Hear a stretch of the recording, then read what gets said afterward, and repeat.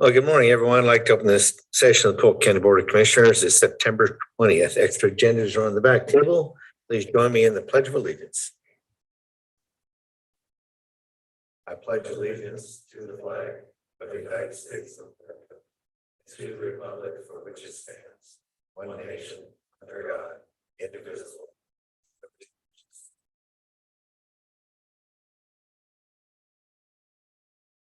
Thank you. Look for approval of minutes of September 13th and 14th. Second. All those in favor, please say aye. Aye. Aye. Motion passes. Okay, Fairgrounds upgrade. Tina Anderson, joined by Tim Ray.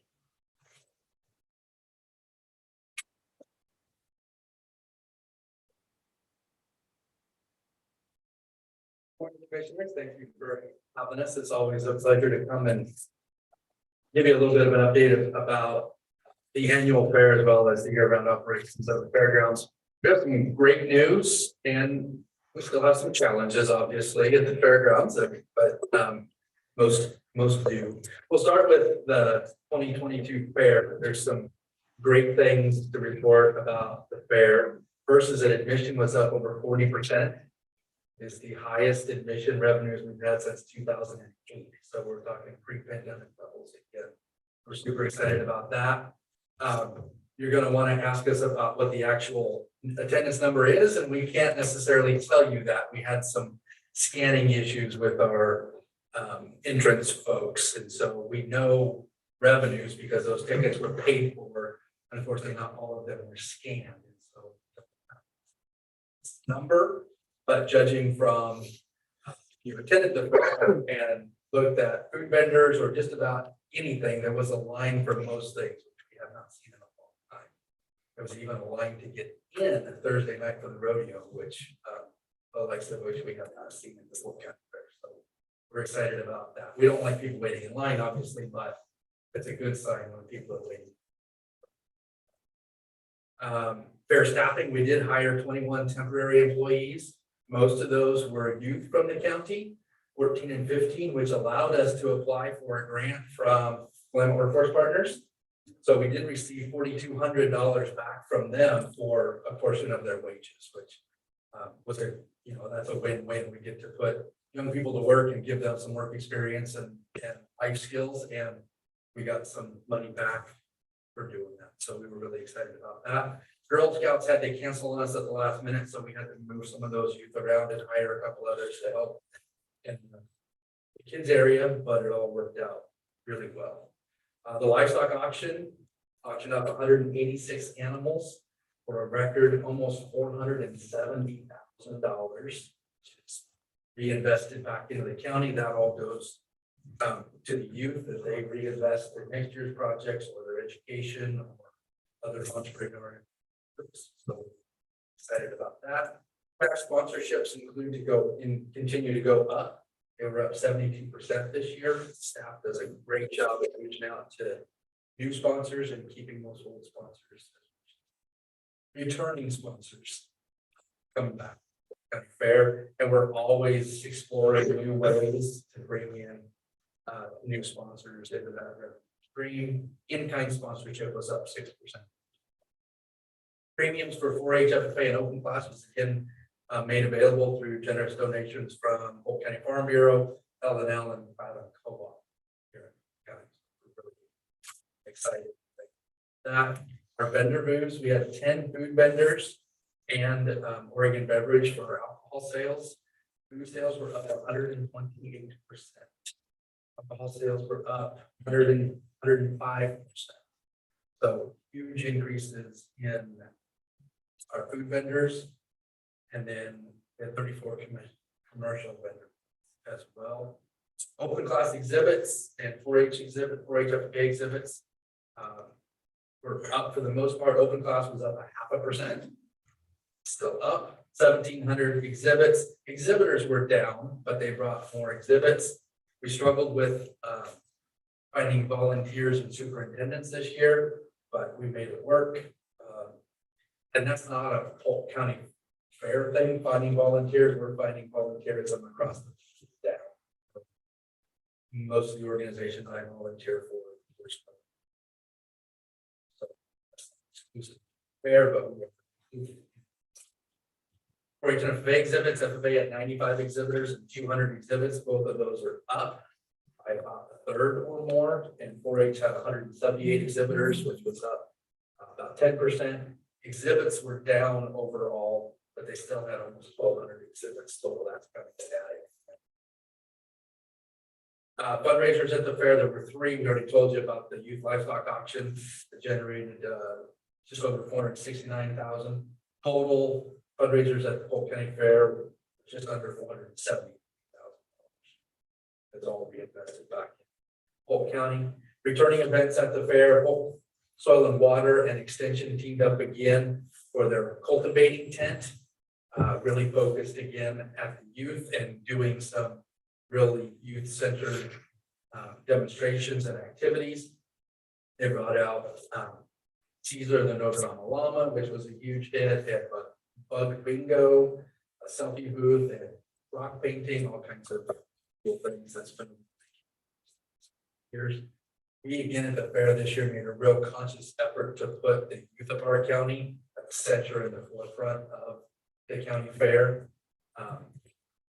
Get a little bit of heat for that, but as a fair board, we kind of stuck our flag in the ground and said that's really what's important to us. And we're open to exploring and, how to expand that, but COVID allowed us to really reset it. Talent Showcase was back again this year with 21 contestants. Really big hit for folks who come to the fair that aren't necessarily livestock or oriented, other things. The Rough Stock Rodeo was a huge success. We brought in 400 seats, and I literally couldn't get into the rodeo, which is a phenomenal thing. So we are exploring ways in which, pardon my language, but to milk that cash cow, because we do need to find ways to increase that revenue. That is the big draw. So we are exploring ways of setting up the ring differently to allow more seats, or bringing in more bleachers, those types of things to really make sure that it is a great experience for everyone. The Rawhide Express, the solar powered electric train, the big hit as always. Every time I saw that thing go around, it was full. People love to just be able to go around and see the whole fair fun and not have to walk it. In the kids area, we had an obstacle course and a water slide blow up thingies. Those are actually really big hits for those younger kids. We had the Heritage Tractor Pull again, which went really well. Not quite the crowd we were hoping to see for that, but some really cool little tractors that are in the farm walls and everything all over there.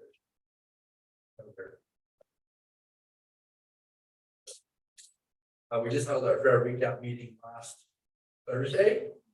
It went.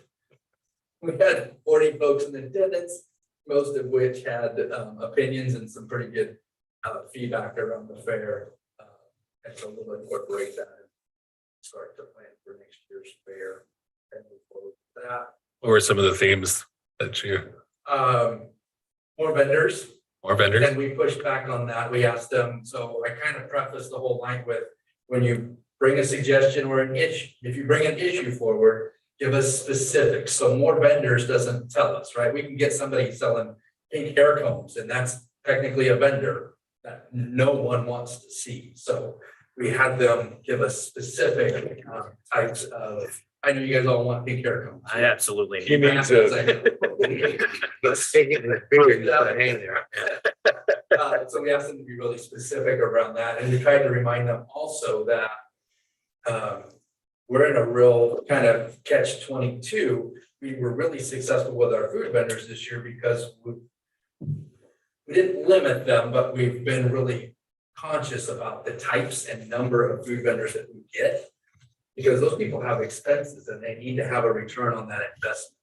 Our vendors do too, and so if you run the risk of, with what we draw, get too many vendors, nobody makes money, and then vendors actually go down the next year. So we asked them to be really specific in the types of vendors that they wanted.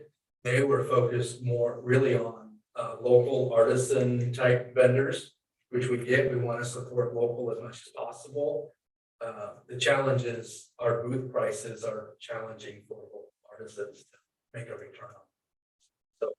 we need to do some work around that.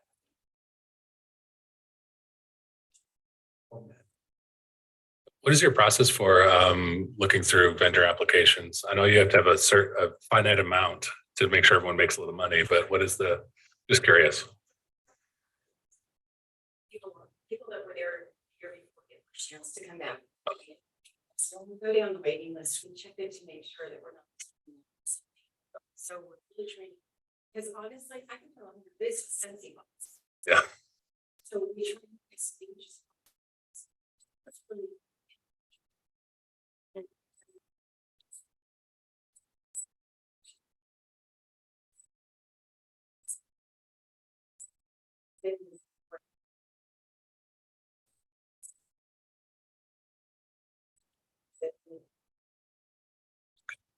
We have vendors that had Tough argument. staffing challenges this year as well. I mean, I know you all know staffing challenges are a thing. Yeah. When you have to pay for the booth and then pay wages on top of that, makes your ROI proposition. So we're doing everything we can to increase attendance. You know, attendance coming up helps us start to make that case to vendors that it is worth that investment. And we do see it as an investment. It's not a cost. We want them to see it as an investment in their county and in their business as a way to grow their business. But we want to be really strategic and cognizant about not overdoing it, not going from 37 to 87 and you know everyone here. So what's the right kind of growth? It increases attendance, but also have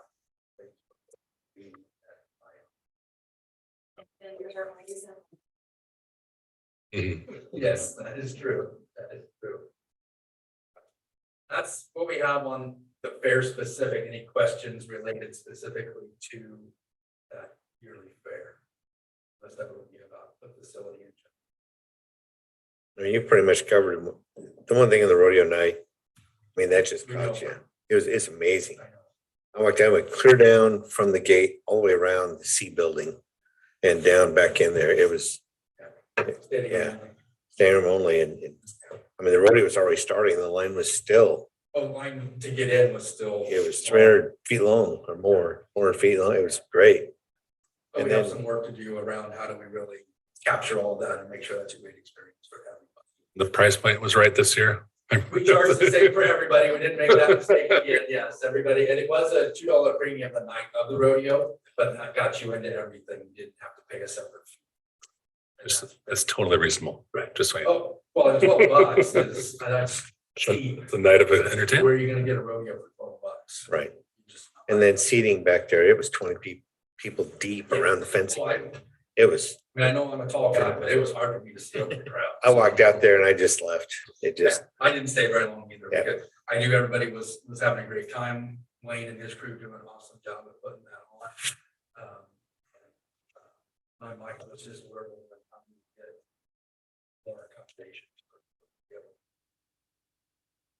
Get some box seating, some VIP. Actually, you know what? I had that very thought this morning. How do we utilize that second? Just for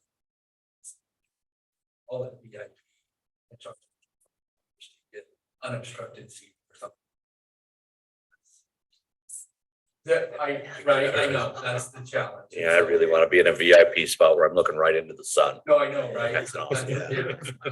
I get it. that's St. Paul Rodeo. That's what they did to us. I'm out. Oh, yeah. Only looked right inside, couldn't see the rodeo. Yeah, Yeah. so we have some challenges there and we'll explore opportunities. But those are good opportunities. The challenges. Great opportunities. Yeah. Not that anything we need to discuss in a public meeting.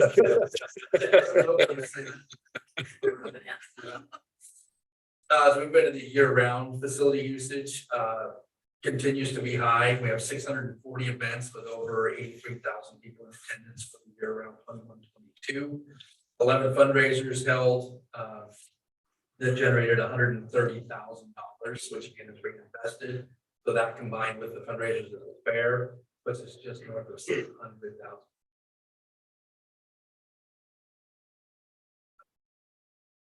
Events were heavily booked for both 23 and into 24. A lot of those are smaller events. We're working hard to bring back some of those bigger events. And so far 23 is getting a good start on getting those back. The buildings.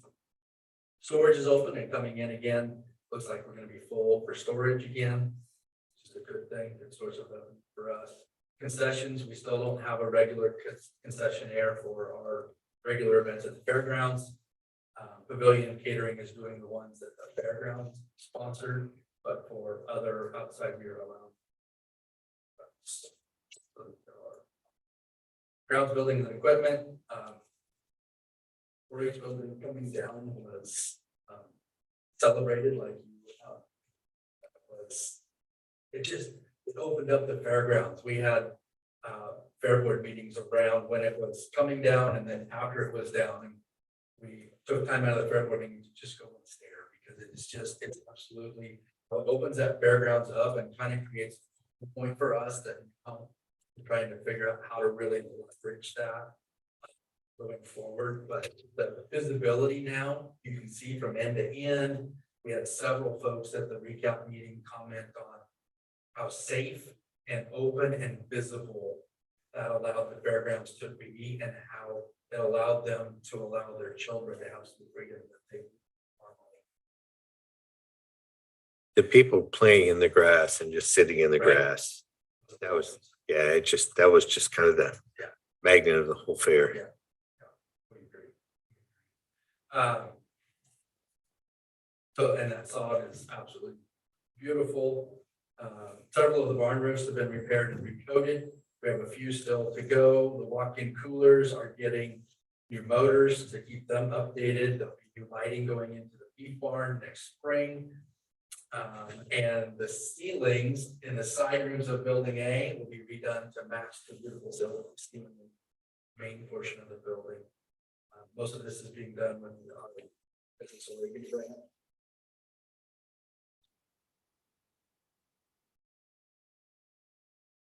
So, updated.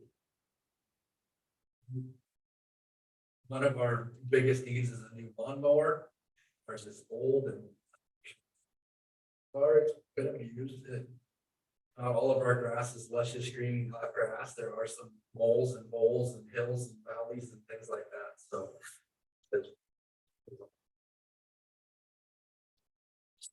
Or not, camping continues to be really strong. Camping is up 15% year over year. So that's been a real strong source of revenue with us. It's also a little bit of a struggle when RVs show up in the middle of the night and want space and we're out and they just don't understand how it can't be accommodated at midnight, 1, 2 o'clock in the morning. And so there have been a couple instances when deputies have had to like it's taken care of, but we do have a lot of folks looking for a monthly RV, which we don't do limited 2 weeks.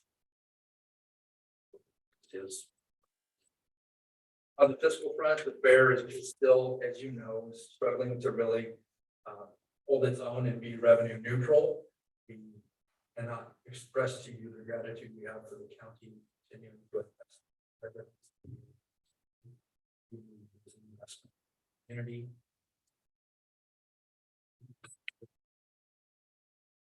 Other revenue streams and to become funded. That.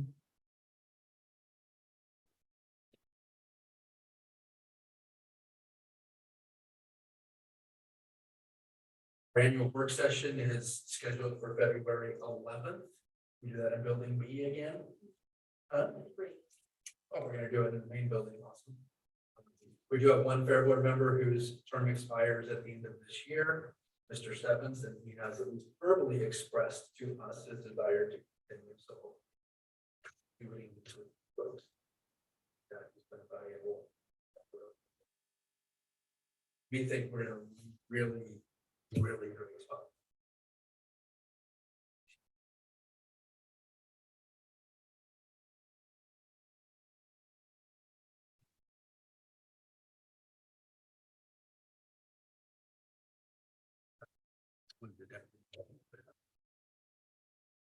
Staff return custodian has been with us almost a year now. Been doing a great job.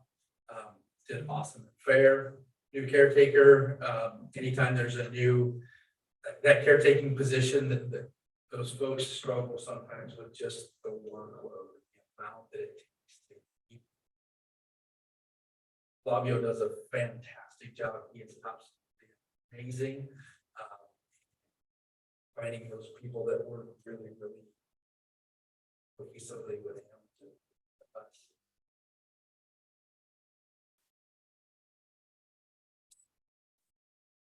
We as a fair board feel like we have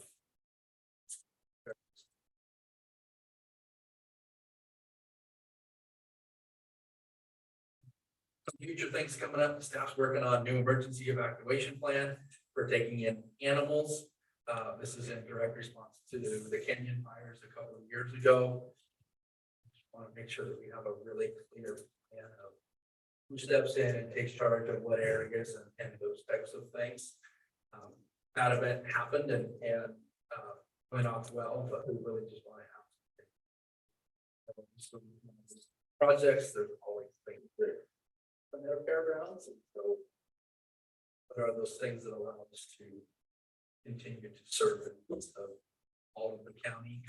And to go along with that, we want to our strategic plan was last done in 2016, before many of us were on the board, and to my knowledge, all of those things have been accomplished.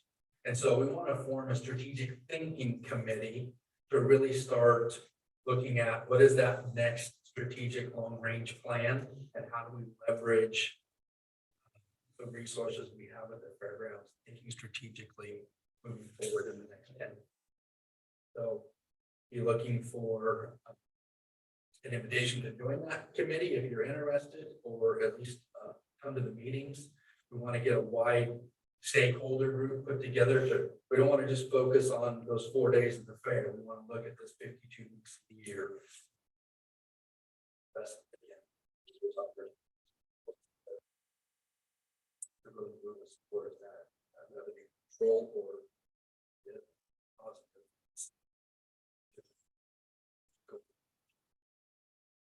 Think strategically enough, I think it would make sense.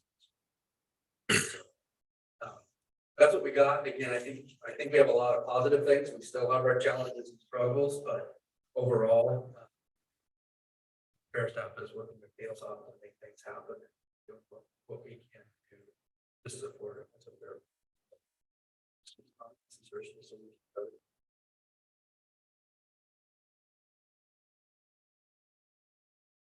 So have you ever looked at opening up one building year round for things like animal competitions and shows and maybe jackpots to where We don't could have it the pay? facility. Okay.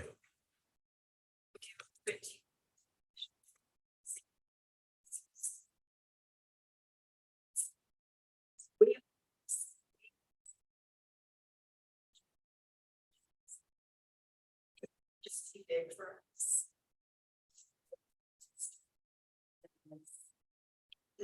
But the other thing to remember is that we are not. So.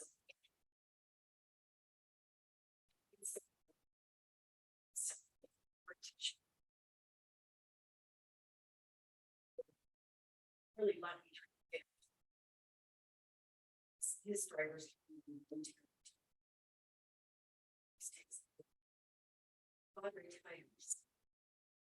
Then we got a challenge. Yes. So that's one of our issues. There's a lot of newer with those events and what do you do with it, and especially when it's raining. We're right there. That's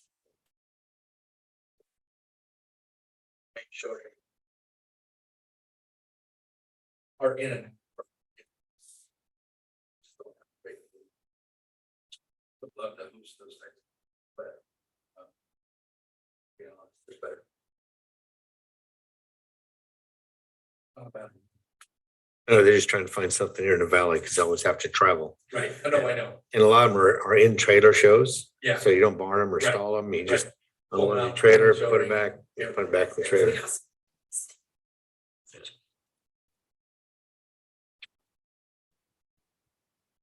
So glad to see the numbers up from last year. I know Right. last year was a huge struggle, but you persevered. So well done, and very excited to see that you are looking at some strategic visioning and planning. I think there is tons of potential in Polk County at the Polk County Fairground.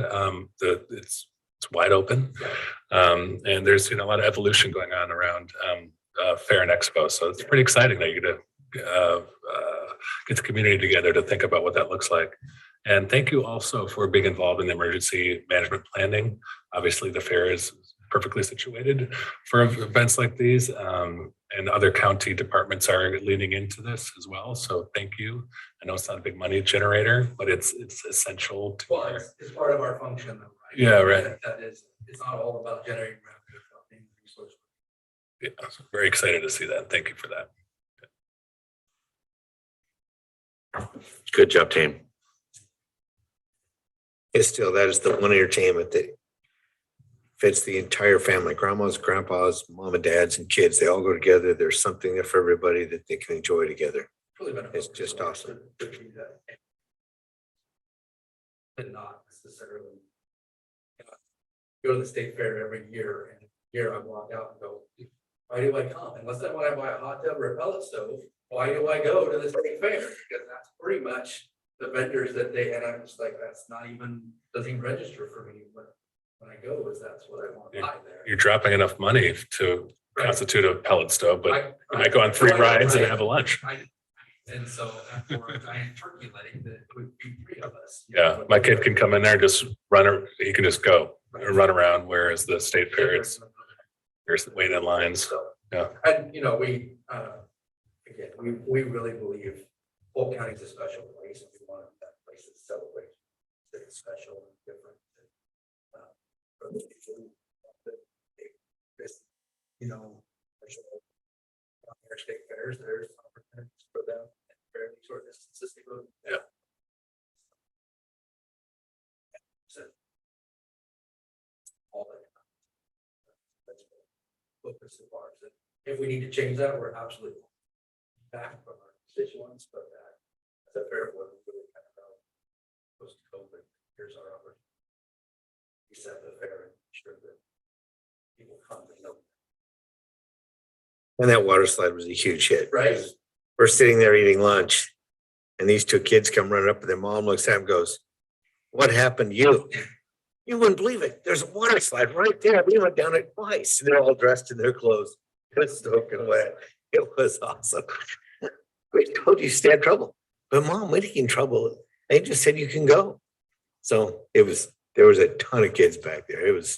That was awesome. And we want to look at ways that we can affordably, reasonably expand that area for kids. We don't charge anything to go on those. Because we think it's important for kids.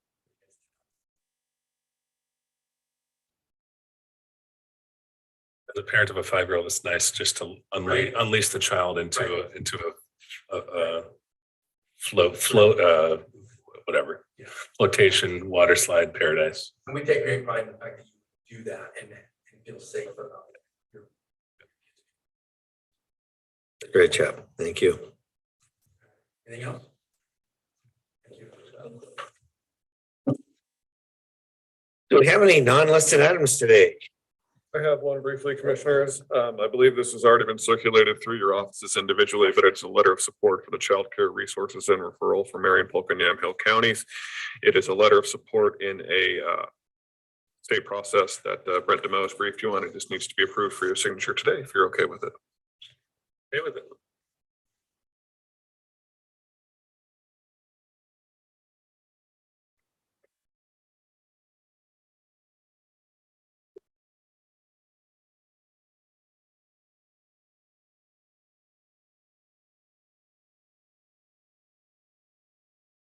And it is signed by all 3 commissioners. Is anything else for the record today? Meeting adjourned.